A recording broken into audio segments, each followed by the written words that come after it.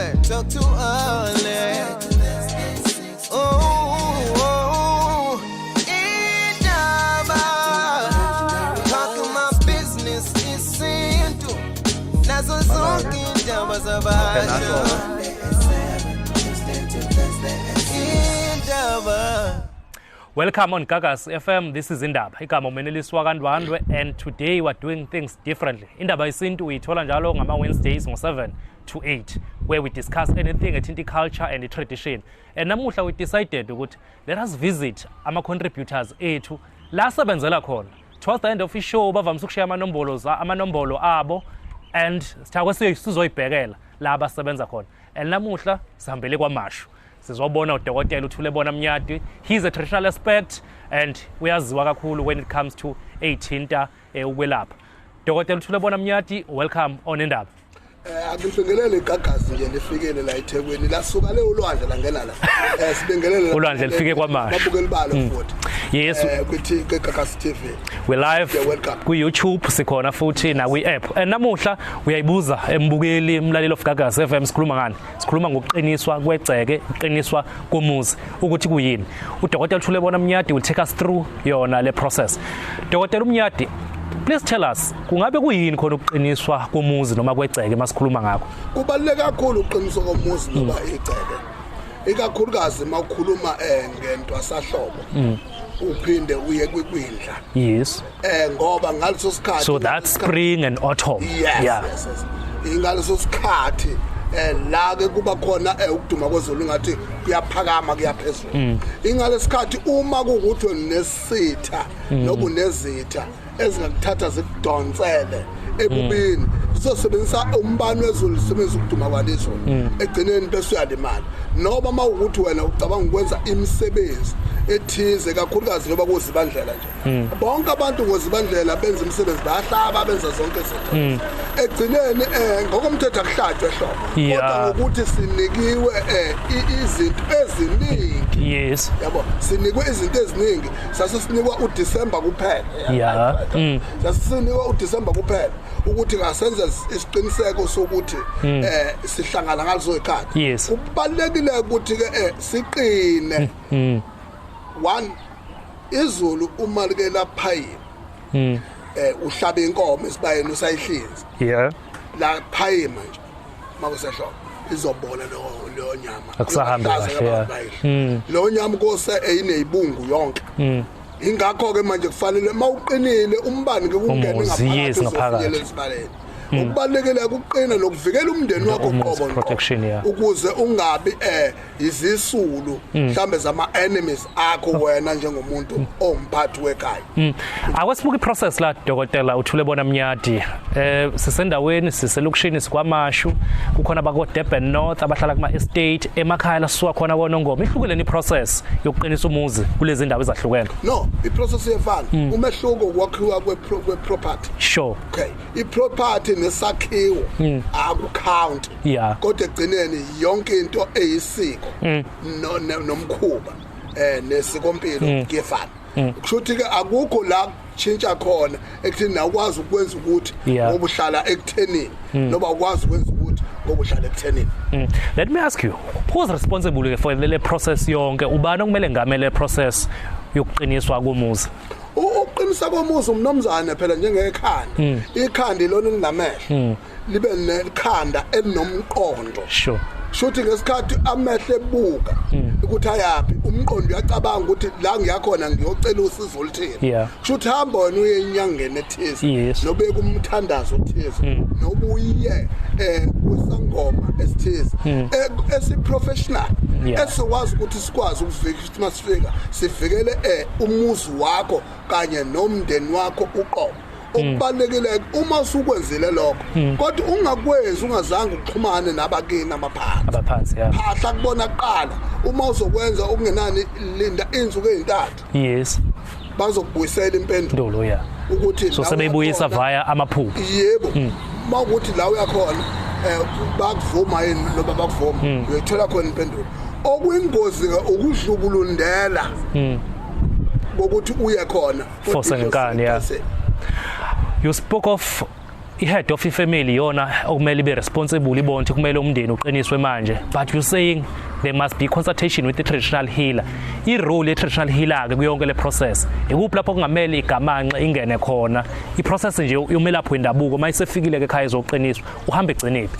Okubalulekile kakhulu ngizokutshela iqiniso kunezinto ezenziwa yithi thina ama-traditional healers. Yes. Uma ngithi yithi ngiyayi-include Uyayifaka, ya. Okay. Okubalulekile-ke abana ukwazi ukufika emzini umuntu. Yeah. Kubuwena uthi take over umsamo wakhona.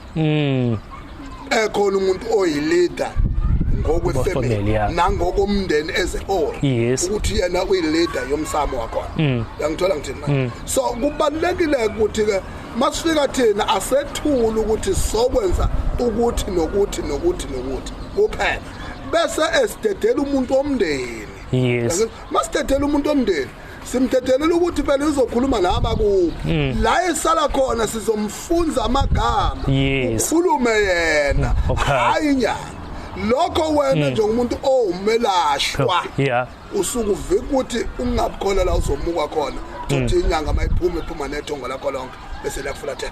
We're live on Gagasi FM ku YouTube as well as na kwi app of Gagasi FM. Uyayibuza namuhla sikhuluma ngani? It's a festive edition of Indaba Yesintu. Sikhuluma ngokuqiniswa komuzi nami umenelisi wakandwandwe. I'm joined by uDokotela uThulebona Mnyati uyi-traditional aspect. And namuhla simvakashele bukhoma kwakhe nalapha asebenzela khona esigodlweni. Akwesibheke la Dokotela uThulebona Mnyati isikhathi festive. Kuneyihlobo ezivakashile abantu baqinisa imizi ngalesi sikhathi. Ama visitors, our relatives, enza njani ngalesi sikhathi mase kufika kuzoqinisa umuzi? Ahlala lapho wona ngabe nawo ay part of le process. Siwenza njani during le process yokuqiniswa komuzi? Umuntu ongesiwa la ekhaya. Kubalekele lokho. Ngicabanga ukuthi isikhathi noba I visit liplana mhlambe 6 months before.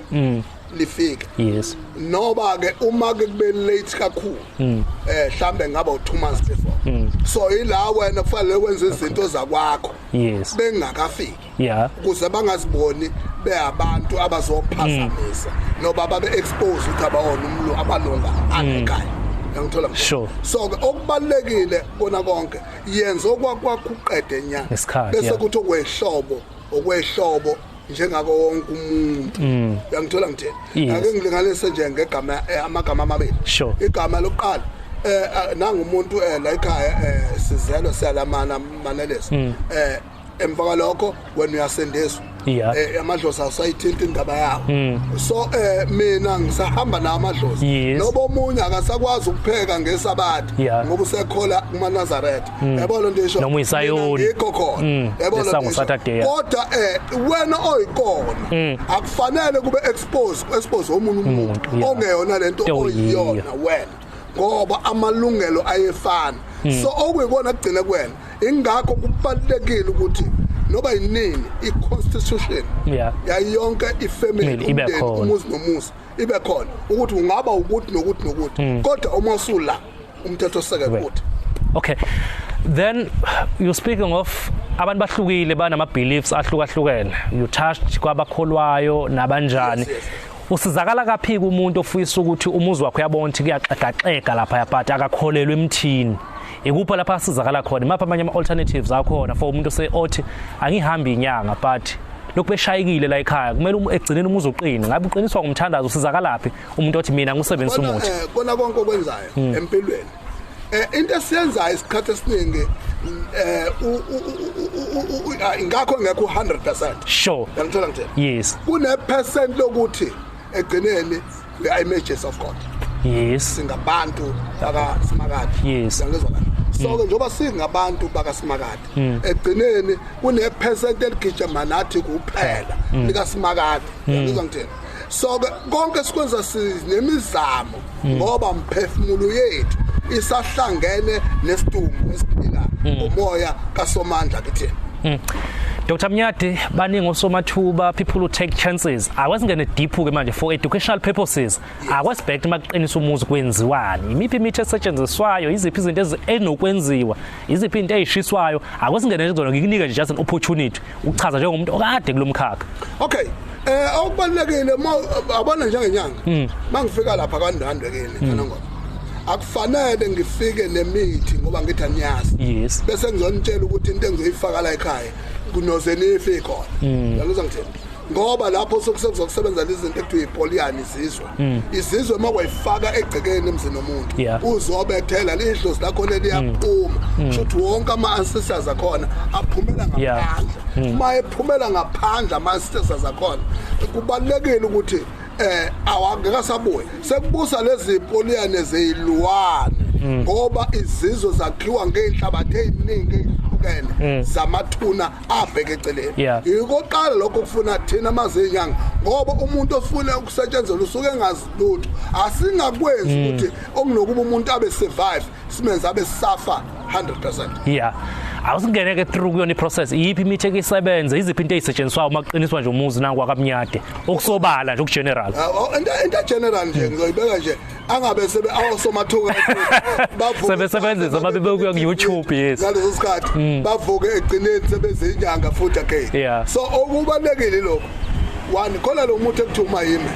Yini umayime? Umayime umuthi lo ovala izinto Oh, yeah. ezingena ngaphakathi egcekeni. Ngalezo ngithini umayime lo muntu obamba abathakathi ohlangene nomathithibani uma bese kuzoba umpika iboni umpika iboni kuba umaphepha uphepha zonke izinto ezimbi Yeah. egcekeni kube ilokhuzana isinwazi Yes. kube umathinta kuba amaphinde emumva kuba amanyazangoma awu3 khona elibovu khona elimnyama khona elimhlophe Yeah. zonke lezi zinto lezi izihlanganiswa lento lezi nokunye ke kuye phezulu for i-safety ke labantu ama-fly by night. Well, sifunde likhulu ukuthi umuzi uqiniswa kanjani, but I will not let you go Dr. Mnyati singayibheka ngale ndaba ukuthi kweminye imizi kwekuthi nje kungakaqiniswa nokuqinisa umuzi kuthiwa abadala basekho khona. I know the topic for another day, but kwenziwa njani ukuthi umuzi kumele uqiniswe ngabe unyaka nonyaka, but kuthiwa ngabona abantu abadala bakhona la ekhaya abekho la egcekeni. Kwenziwa kanjani kwi-process efana naleyo? Awukwazi ukuqinisa umuzi abadala amathonga la ekhaya ngeke. Yes.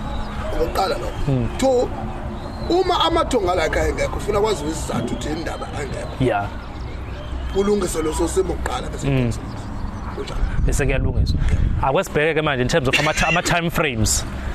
Ushela ukuthi unyaka nonyaka kunama seasons ahlukahlukene. We mentioned the spring and autumn ukuthi nezulu maye ukuthi liyana akuhambi kube ngasahambi kahle. Emveni wesikhathi singakanani lapho kumele umuzi lokhu uqiniswa khona. Ngabe unyaka nonyaka weqisa iminyaka emibili noma unyaka u5 or it depend. Ayingeqe iminyaka izibemile ongaqinisanga. Not kuze kudlule 2 years. 2 years awungadluli 2 years ngoba ngesikhathi iqonkwane ifakwe egcekeni zilwa nentembi eqhamuka ngaphandle amandla la Yeah. kancane ungalindike ukuthi iqonkwane zibe expired Yes. and then ube utshani obuvuswa Umlilo. ngoba vese usenkingena le Sikhona izinto engenziwa before uqinisa umuzi ngabe khona ungabe ubaba head of the family kumele khona lapha ithiba khona kumele ngathinta etshalweni kumele mhlawumbe nomama khona ungenziwa uma ukuthi kuzoba nomcimbi ofana lo. mangizoqinisa umuzi ubaba ukuba nama terms and conditions Yes. imithetho imigomo nemibandela yakho okubalekile ke uma vese kuzofika inyanga. Yes. At least iziwe intathu. Yeah. Ayikho umuntu okufanele eqe iziko kusho ezocansi. Yes. Yes. Ingulube futhi nibe move away from it. Bese kuba official wethi. Yes. Ilozo sento zona. 3. Ekufanele ama-dons lawo ya. mase niqedileke ukubethela. Ningafaki phela amanzi ngoba mangana ngoma amanzi asakhiwe empompeni omphakathi lapha enzansi la ubekwe khona awekho egcekeni angithi kodwa izani isiqiniseko sokuthi awakwazi ukuthi amanzi asuke lapha sekumnyama sekushonela azongena la lokho kusuka kwenzela ukuthi yabona imoya emibi maqinisiwe uzothamba lapha kuthi iqombe emanzini icashe khona kuyovuka sekuvuka nesikuphu samanzi ngaphakathi ekhaya kodwa kube kubethele ingakho ngafanele amanzi angene uma seke washonela. Well, this is edition of festive season yendaba yesintu. Dr. Thulebona Mnyati, how do we get hold of you? Sikephi ngoba silapho usikhumbuza nje location nama contacts akho ngoba sila kwaMashu. Nika G 1182 Yes. Chanini Road kwaMashu. La isesigodlweni ikamnyati angikho emqashweni usekhaya la ngathi la ngithola khona njani thini ngize ngihamba babamkhulu bangibese la kulashwa khona kunama appointment engisebenza ngawo ngoba ngithanda abantu abagcwala njengeentothane yes ukuze ngigcine ngibambe ilegacy yokuhlonipha umuntu ogulayo ngagcini senginolaka ngoba ngithi ngihupha ulayini akunabantu abaningi alright umnyadi utholakala 083 468 6173 083 468 6173 noba mnyati.te@gmail.com mnyati@gmail.com well i-traditional healer le esebenzisana ne-email iyawachecka nje ama-emails mayivuka ekuseni well mbukeli nawe mlaleli of indaba yesintu ku-YouTube njengoba siyi-festive season i-special sethu lesi we decided ama-guest ama-contributors ethu siwavakashela la asebenza khona anokusho ukuthi abone khona nathi thakwe sizobona la asebenza khona igama umenelisi wakandwandwe and njengokujwayelekile ngisuke ngingahambi ngedwa. This show was produced by Mr. Siphelele Nzuza. This is Gagas. Indaba special open line on Mondays at 7. Talk to Alex. Oh, Indaba. Talking my business is simple. Nazo zonke indaba zabasha. Indaba.